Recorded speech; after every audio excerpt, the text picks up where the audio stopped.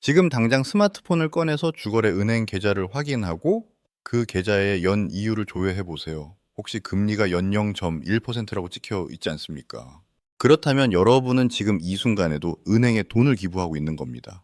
2026년 2월 현재 물가 상승률은 약 2%입니다.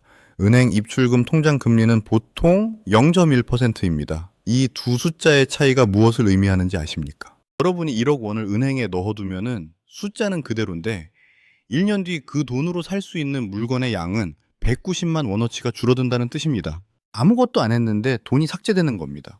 더 충격적인 사실을 알려드릴까요? 은행은 여러분에게 0.1%를 주면서 그 돈을 기업에 4%대로 빌려주고 개인에게는 주택담보대출로 3.9%에서 4.2%를 받습니다. 2026년 1월 기준 은행 평균 대출 금리가 4.19%입니다. 여러분의 돈으로 연간 수조 원의 이자 장사를 하는 겁니다. 여러분은 그 장사에 무이자로 자본을 대주는 천사 투자자가 된 셈입니다. 계산을 해보면 더 명확해집니다. 은행이 여러분에게 주는 금리 0.1%와 대출로 받는 금리 4.19%의 차이가 4.09%포인트입니다. 여러분이 1억 원을 넣어두면 은행은 그 돈으로 연간 409만 원을 법니다. 여러분에게 돌아오는 건 10만 원입니다. 세금 떼면 8만 5천 원입니다. 이게 과연 공정한 거래일까요? 오늘 이 영상 하나로 여러분의 현금이 24시간 쉬지 않고 일하게 만드는 시스템을 세팅해 드리겠습니다. 어렵지 않습니다. 앱 몇 번 누르는 것만으로 연간 수십만 원에서 수백만 원의 차이가 납니다. 은행 입출금 통장의 금리가 왜 0.1%인지 생각해 보신 적 있으십니까? 은행 입장에서 생각해 보면 이해가 됩니다. 여러분이 언제든 찾아갈 수 있는 돈이니까 은행은 그 돈을 장기로 굴리기 어렵습니다. 그래서 이자를 거의 안 주는 겁니다. 합리적인 이유처럼 들립니다. 그런데 여기서 많은 분들이 놓치는 지점이 있습니다. 은행이 아닌 다른 곳에서는 똑같이 언제든 찾을 수 있으면서도 훨씬 높은 금리를 주는 상품이 있습니다. 저축은행 파킹 통장은 조건을 충족하면 연 5%에서 7%까지 줍니다. 증권사 발행 어음형 계좌는 2%대 초중반을 줍니다. 똑같이 입출금이 자유로운데 왜 이렇게 차이가 나는 걸까요? 이유는 단순합니다. 저축은행은 시중은행보다 예금 유치 경쟁이 치열합니다. 시중은행은 이미 수십 년간 쌓아온 브랜드와 지점망이 있습니다.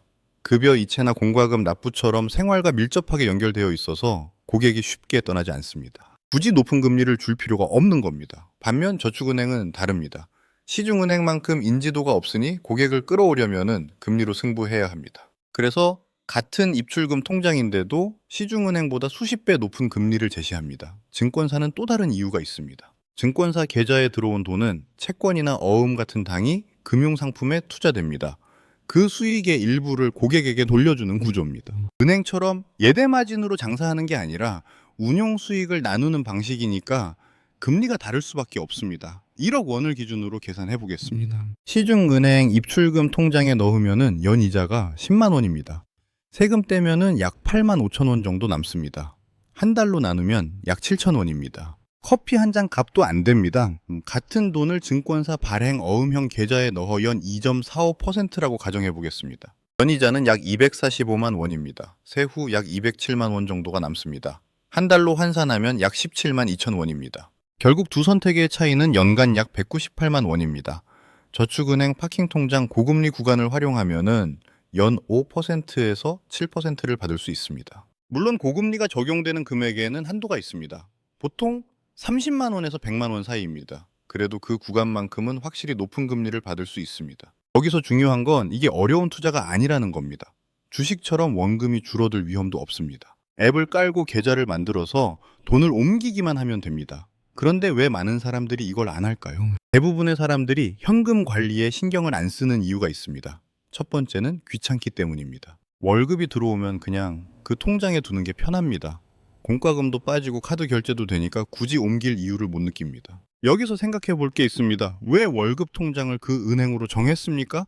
대부분 회사에서 지정한 은행이거나 처음 취직할 때 만든 통장일 겁니다. 내가 비교하고 선택한 게 아니라 그냥 주어진 겁니다. 그런데 한번 정해지면은 바꾸기 귀찮아서 계속 씁니다. 은행들도 이 관성을 잘 알고 있습니다. 그래서 급여 이체 실적이 있으면은 우대 혜택을 주고 공과금 자동이체를 연결하게 합니다. 한번 연결되면 옮기기 번거로우니까요. 여러분을 묶어두는 장치입니다. 두 번째는 금액이 작아 보이기 때문입니다. 연 198만 원 차이라고 하면 한 달에 16.5만 원입니다. 16.5만 원이 뭐 대수냐고 생각할 수 있습니다. 그런데 이건 아무것도 안 하고 얻는 수익입니다. 출퇴근하면서 버는 게 아니고 야근해서 버는 것도 아닙니다. 그냥 돈이 놓여 있는 위치만 바꾸면은 생기는 돈입니다. 매달 17만 원씩 10년이면은 복리를 생각하지 않더라도 1980만 원입니다. 무시할 수 없는 금액입니다. 세 번째는 뭔가 복잡할 것 같기 때문입니다. 발행어음이니 파킹 통장이니 하는 이름이 낯설면 일단 손이 안 갑니다. 은행 예금은 익숙하고 안전하게 느껴지니까 그냥 거기 두는 겁니다. 네 번째 이유가 가장 중요합니다. 현금을 관리해서 얻는 이익이 눈에 잘 안 보입니다. 주식을 사면 앱에서 빨간색, 파란색으로 수익률이 보입니다. 부동산은 시세가 오르면 뉴스에 나옵니다. 눈에 보이니까 관심을 갖습니다. 하지만 현금 관리는 다릅니다. 0.1% 통장에 두든 2% 통장에 두든 당장 통장 잔고 숫자는 비슷해 보입니다. 차이가 나는 건 1년 뒤입니다. 그것도 세금 떼고 나면 생각보다 작아 보입니다. 그래서 신경을 안 쓰게 됩니다. 그런데 여기서 생각해 볼 게 있습니다. 익숙하다는 것과 유리하다라는 것은 완전히 다른 문제입니다. 익숙함에 안주하는 동안 여러분의 돈은 매일 가치를 잃고 있습니다. 이건 투자 실패로 잃는 게 아닙니다. 그냥 놔둬서 잃는 겁니다.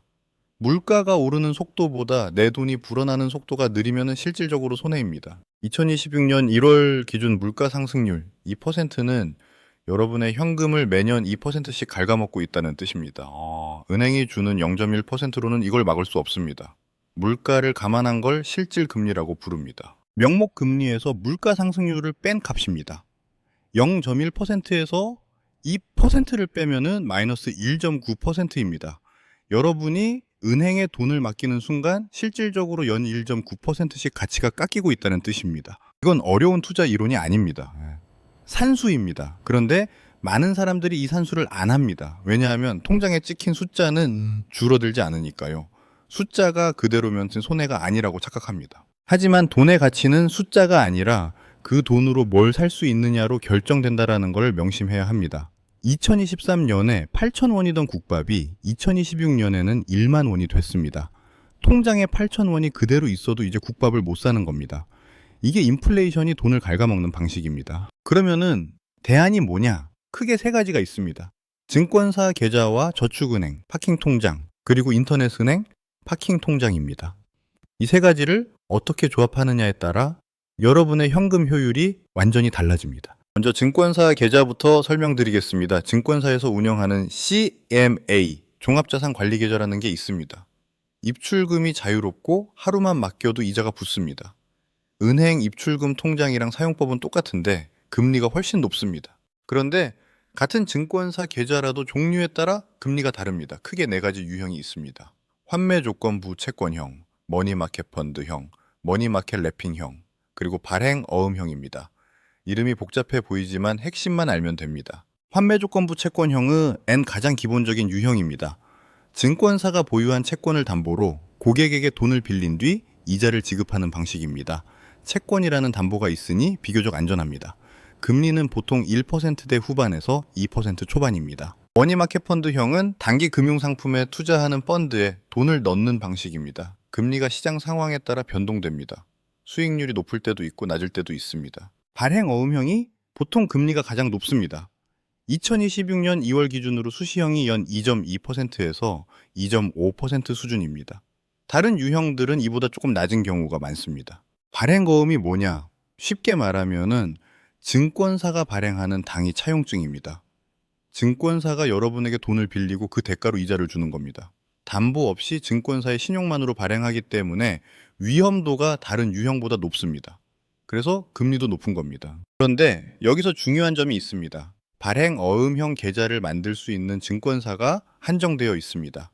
자기 자본 4조 원 이상인 대형 증권사만 발행 어음 사업인가를 받을 수 있기 때문입니다. 발행 한도도 자기 자본의 200% 이내로 제한됩니다. 아무나 할 수 없게 규제하는 이유가 있습니다. 작은 증권사가 함부로 어음을 발행하다가 망하면 고객 돈을 날릴 수 있으니까요. 현재 발행어음 사업 인가를 받은 증권사는 네 곳입니다. 미래에셋증권, 한국투자증권, NH투자증권, KB증권입니다. 이 네 곳의 공통점이 뭔지 아십니까? 대한민국에서 가장 큰 증권사들입니다. 자기 자본이 모두 4조 원을 훨씬 넘습니다. 많은 분들이 증권사 계좌를 만들 때 기본 설정 그대로 씁니다. 기본 설정은 보통 환매조건부 채권형입니다. 왜 그런지 아십니까? 환매조건부 채권형이 담보가 있어서 상대적으로 안전하기 때문입니다. 증권사 입장에서는 고객이 덜 불안해하니까 기본값으로 설정해 놓은 겁니다. 하지만 이걸 발행 어음형으로 바꾸기만 해도 금리가 올라갑니다. 버튼 하나 누르는 것만으로 연간 수십만 원 차이가 납니다. 앱에서 계좌 설정 들어가서 유형 변경하면 됩니다. 혹은 금융상품에서 발행 어음을 매수하면 됩니다. 5분도 안 걸립니다. 여기서 불안한 분들이 계실 겁니다. 증권사가 망하면 어떡하냐는 질문입니다. 솔직하게 말씀드리겠습니다. 증권사 발행 거음은 예금자 보호 대상이 아닙니다. 이건 사실입니다. 예금자 보호가 뭔지부터 설명드리겠습니다. 금융회사가 파산하면 예금보험공사가 대신 돈을 돌려주는 제도입니다. 은행 예금, 저축은행 예금, 보험, 해약 환급금 같은 게 보호 대상입니다. 하지만 증권사 발행 어음은 보호 대상이 아닙니다. 주식도 아니고 펀드도 아니고 증권사가 발행한 어음이니까 예금이 아니라는 논리입니다. 법적으로 그렇습니다. 그런데 생각해 볼 게 있습니다. 발행어음 사업 인가를 받으려면은 자기 자본이 4조 원 이상이어야 합니다. 이 정도 규모의 초대형 증권사가 갑자기 파산할 확률이 얼마나 될까요? 미래에셋증권의 자기 자본은 약 14조 원입니다. 한국투자증권은 약 9조 원입니다. NH투자증권은 약 7조 원입니다. KB증권은 약 6조 원입니다. 이 회사들이 갑자기 망할 상황이면 그건 대한민국 금융 시스템 전체가 붕괴하는 상황입니다. 그때는 은행 예금도 안전하지 않을 겁니다. 물론 불가능한 건 아닙니다. 2008년 리먼 브라더스도 세계 4위 투자은행이었는데 망했습니다. 하지만 그건 미국발 금융위기라는 특수한 상황이었습니다. 그리고 리먼 브라더스는 파생 상품 같은 고위험 투자를 많이 했습니다. 한국 증권사들의 발행어음은 구조가 다릅니다. 발행거음으로 들어온 자금은 대부분 안전한 채권이나 당해 금융상품에 투자됩니다. 금융당국이 감시하고 있습니다. 발행 한도도 자기 자본의 200% 이내로 제한되어 있습니다. 무리하게 어음을 찍어낼 수 없는 구조입니다. 그래도 불안하신 분들을 위한 대안이 있습니다. 저축은행 파킹통장입니다. 저축은행 예금은 예금자보호법에 따라 1억 원까지 보호됩니다. 2025년 9월부터 예금자보호 한도가 5천만 원에서 1억 원으로 상향됐습니다. 24년 만의 변화입니다. 이 변화가 의미하는 바를 생각해 보십시오. 예전에는 5천만 원 이상을 저축은행에 넣으려면 여러 곳에 분산해야 했습니다. A 저축은행에 이제 5천만 원, B 저축은행에 이제 5천만 원 이런 식으로요. 번거로웠습니다. 그런데 이제는 한 곳에 1억 원까지 넣어도 전액 보호받습니다. 저축은행 파킹통장은 고금리 구간이 정해져 있습니다. 구간마다 금리가 다릅니다. 이걸 이해하는 게 중요합니다. OK저축은행의 경우를 보겠습니다. 50만 원까지는 연 7%를 줍니다. 50만 원을 초과하면 금리가 낮아집니다. 연 3%에서 3.3% 수준입니다. 1금융권보다 기본으로 0.5%에서 0.6% 높은 금리를 제공합니다. 50만 원에 7%면 연간 이자가 3만 5천 원입니다. 많은 금액은 아니지만 50만 원치고는 나쁘지 않습니다. KB저축은행은 30만 원 이에 연 8%를 적용합니다. 300만 원 이하는 연 0.6%입니다. 3천만 원 이하는 연 0.3%입니다. 3천만 원 초과는 연 1%입니다. 이걸 어떻게 활용하느냐? 여러 저축은행에 계좌를 만들어서 고금리 구간만 채우는 방법이 있습니다. OK저축은행에 50만 원, KB저축은행에 30만 원 이런 식으로요. 소액이지만 높은 금리를 받을 수 있습니다. 하지만 여기서 현실적인 문제가 있습니다. 금융기관 계좌 개설에는 20일 제한이 있습니다. 한 금융기관에서 계좌를 만들면은 20영업일 동안 다른 곳에서 새 계좌를 만들기 어렵습니다. 보이스피싱 방지를 위한 규제입니다. 그래서 전략이 필요합니다. 금리가 높은 곳부터 먼저 만들고 대기 기간 동안에는 증권사 계좌에 돈을 넣어두는 겁니다. 이걸 풍차 돌리기라고 부르는 분들도 있습니다. 예를 들어 이렇게 합니다. 첫 번째 주에 OK저축은행 계좌를 만듭니다. 50만 원을 넣어서 7% 구간을 채웁니다. 20영업일을 기다립니다. 그 사이에 나머지 돈은 증권사 발행 어음형 계좌에 넣어둡니다. 2%대 이자를 받으면서 기다리는 겁니다. 20영업일이 지나면 KB저축은행 계좌를 만듭니다. 30만 원을 넣어서 6% 구간을 채웁니다. 번거롭다고 느낄 수 있습니다. 하지만 이건 처음에 한 번만 세팅하면 됩니다. 한번 시스템을 만들어 놓으면은 그 다음부터는 자동으로 돌아갑니다. 여기서 한 가지 더 짚겠습니다. 저축은행 파킹 통장의 고금리는 대부분 우대 조건이 있습니다. 마케팅 동의를 해야 한다거나 특정 앱을 설치해야 한다거나 하는 조건입니다. 조건을 충족하지 않으면은 기본 금리만 적용됩니다. 특히 가입할 때 이제 마케팅 동의가 필수인 경우가 많습니다. 7% 줄 테니까 광고 문자 좀 받아라는 겁니다. 개인정보가 계열사나 제휴사로 넘어가서 대출 권유 전화나 광고 문자가 올 수 있습니다. 내 개인정보를 7% 이자와 맞바꾸는 셈이죠. 이게 싫다면은 가입하지 않거나 가입 후 스팸 차단을 부지런히 하셔야 합니다. 증권사 계좌와 저축은행 외에 우리가 매일 손쉽게 쓰는 또 다른 대안이 하나 더 있습니다. 바로 토스뱅크, K뱅크, 카카오뱅크 같은 인터넷 전문은행의 파킹 통장입니다. 이 인터넷 파킹 통장은 시중은행과 저축은행의 장점을 절묘하게 섞어놓은 중간지대에 있습니다. 가장 큰 장점은 압도적인 편의성과 접근성입니다. 저축은행 앱처럼 복잡하거나 버벅거리지 않고 증권사 앱처럼 메뉴가 낯설지도 않습니다. 평소 카카오톡 보내듯 24시간 언제든 송금 수수료 없이 돈을 뺐다 넣을 수 있죠. 까다로운 우대 조건도 거의 없습니다. 게다가 일금융권이기 때문에 1억 원까지 예금자 보호도 깔끔하게 적용됩니다. 그렇다면 금리는 어떨까요? 저축은행의 7% 고금리 구간이나 증권사 발행어음의 2%대 중후반보다는 조금 아쉽습니다. 2026년 기준으로 보통 연 1.5%에서 2% 초반대를 형성하고 있습니다. 하지만 시중은행의 0.1%보다는 무려 15배에서 20배나 높은 수치입니다. 복잡한 건 싫고 가장 안전하면서도 쓰기 편한 걸 원한다면 이만한 선택지가 없습니다. 이제 실제로 돈을 어떻게 배치할지 말씀드리겠습니다. 모든 돈을 한 곳에 넣지 마십시오. 용도에 따라 나누는 게 핵심입니다. 저는 이걸 3층 석탑이라고 부릅니다. 첫 번째 층은 생활비입니다. 한 달 생활비 정도는 접근성이 좋은 곳에 둬야 합니다. 갑자기 돈이 필요할 때 바로 쓸 수 있어야 합니다. ATM에서 뽑을 수도 있고 이체도 자유로워야 합니다. 여기에는 인터넷은행 파킹 통장이 적합합니다. K뱅크 플러스 박스는 최대 10억 원까지 연 2.2%를 줍니다. 5천만 원 이하도 연 1.7%입니다. 토스뱅크는 연 1.5% 수준이지만 앱이 편리합니다. 카카오뱅크도 비슷한 수준입니다. 인터넷은행의 장점은 편의성입니다. 앱이 직관적이고 24시간 이체가 됩니다. 생활비처럼 자주 쓰는 돈은 여기에 두는 게 좋습니다. 저축은행 고금리 파킹 통장도 생활비 용도로 쓸 수 있습니다. 다만 저축은행은 앱이 인터넷 은행보다 불편한 경우가 많습니다. 이체 한도도 낮을 수 있습니다. 그래서 소액만 넣어두고 고금리 구간을 활용하는 용도로 쓰는 게 좋습니다. 두 번째 층은 투자 대기자금입니다. 주식이나 다른 자산을 사려고 대기시켜 놓는 돈입니다. 이 돈은 증권사 발행 어음형 계좌에 넣는 게 좋습니다. 이유가 있습니다. 주식을 사려면 어차피 증권 계좌에 돈이 있어야 합니다. 은행에 넣어두면 이체하는데 시간이 걸립니다. 폭락장이 왔을 때 좋은 가격에 사려면은 돈이 바로 준비되어 있어야 합니다. 실제로 이런 일이 있습니다. 주가가 급락할 때 매수하려고 했는데 은행에서 증권사로 돈을 옮기는 사이에 가격이 다시 올라버린 경우입니다. 이체 한도에 걸려서 원하는 만큼 못 보낸 경우도 있습니다. 투자대기 자금은 처음부터 증권사에 넣어두면 이런 문제가 없습니다. 게다가 0.1%가 아니라 2%대 이자까지 받으면서 기다릴 수 있습니다. 총알이 장전된 상태로 대기하는 겁니다. 세 번째 층은 목적 자금입니다. 1년 안에 쓸 일이 확실히 정해진 돈입니다. 전세 보증금이나 자동차 구매 자금 같은 것들입니다. 언제 쓸지 알고 있으니까 그 시점에 맞춰서 예치할 수 있습니다.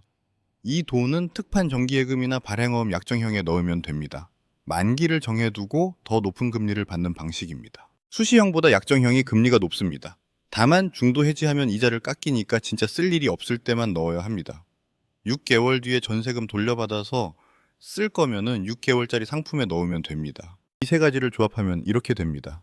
생활비 500만 원은 인터넷은행 파킹 통장에 넣습니다. 투자 대기 자금 3천만 원은 증권사 발행 어음형 계좌에 넣습니다. 6개월 뒤 쓸 전세금 5천만 원은 6개월 약정 발행 어음에 넣습니다. 고금리 구간 활용을 위해 저축은행 두세 곳에 각각 30만 원에서 50만 원씩 넣습니다. 이렇게 하면 모든 돈이 용도에 맞게 배치됩니다. 필요할 때 바로 쓸 수 있으면서도 금리를 최대한 받는 구조입니다. 여기서 한 가지 더 짚고 넘어가겠습니다. 현금을 잘 관리하는 것과 투자하는 것은 다른 문제입니다. 오늘 말씀드린 건 투자가 아닙니다. 어차피 가지고 있을 현금에 한해서 더 효율적으로 보관하는 방법입니다. 투자는 원금이 줄어들 수 있습니다. 주식을 사면 가격이 떨어질 수 있고 부동산도 마찬가지입니다.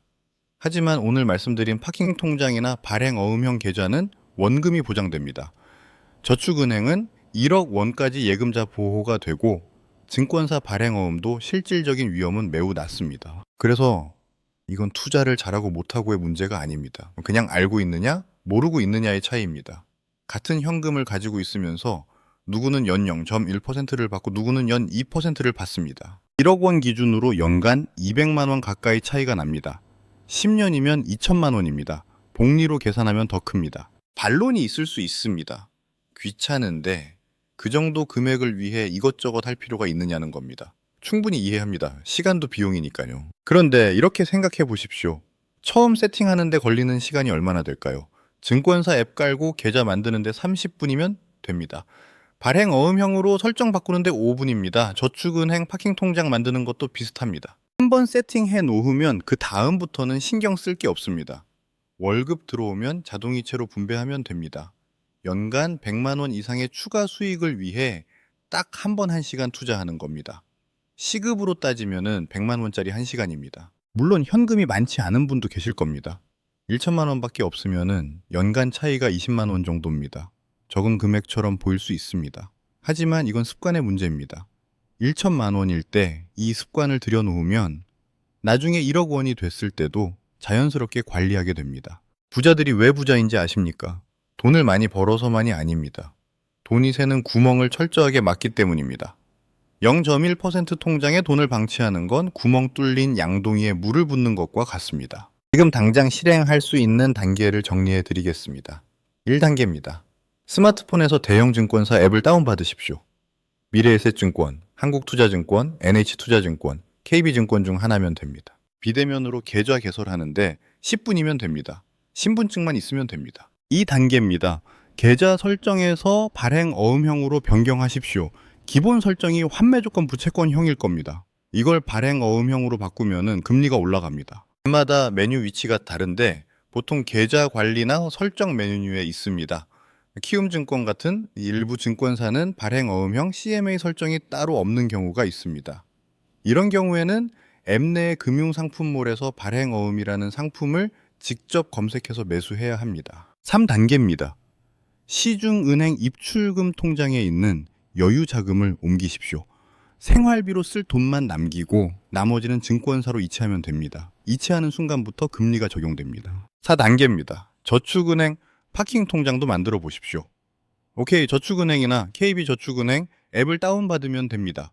고금리 구간만 채워 넣으면 됩니다. 20일 제한이 있으니까 하나씩 천천히 만들면 됩니다. 5단계입니다.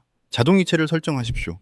월급이 들어오면 자동으로 분배되게 만들면 됩니다. 한번 설정해 놓으면 매달 신경 쓸 필요가 없습니다.